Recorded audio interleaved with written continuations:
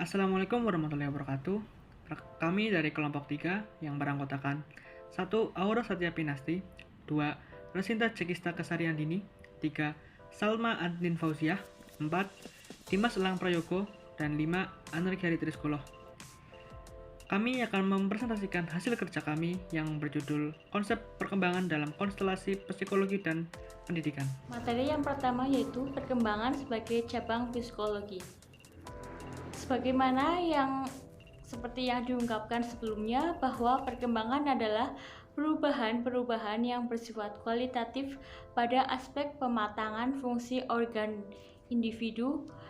Dalam pengajiannya, tentunya tidak bisa lepas dari tatanan psikologi, yang mana kemudian akan berkembang pada turunannya, yaitu psikologi perkembangan sebagai cabang dari psikologi sebagai ilmu.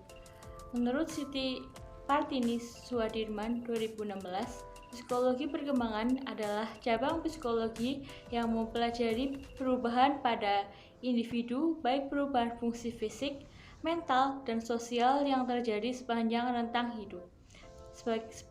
kehidupan, semenjak konsepsi sampai akhir hayat.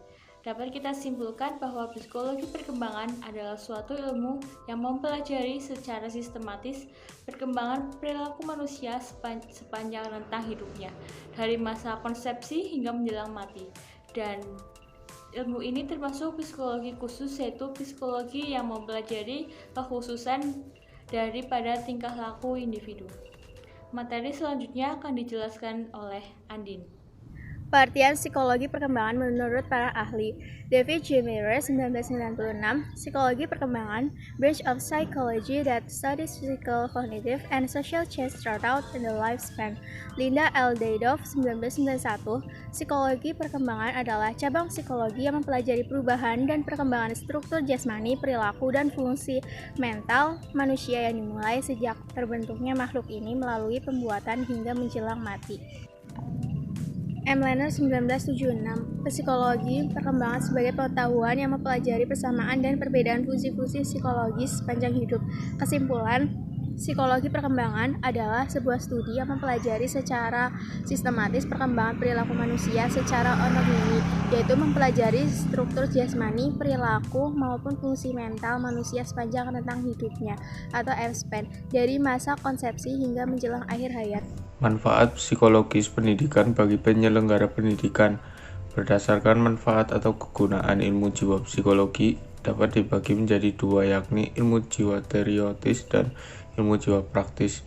Ilmu jiwa teoritis mempelajari gejala-gejala kejiwaan itu sendiri yang belum berhubungan dengan praktik sehari-hari, melainkan dipelajari sebagai pengetahuan untuk menambah pengetahuan seseorang tentang kejiwaan. Sedangkan ilmu jiwa praktis mempelajari segala sesuatu tentang jiwa untuk digunakan dalam praktik. Hurlock menyebutkan beberapa manfaat dari mempelajari psikologi perkembangan, yakni sebagai berikut.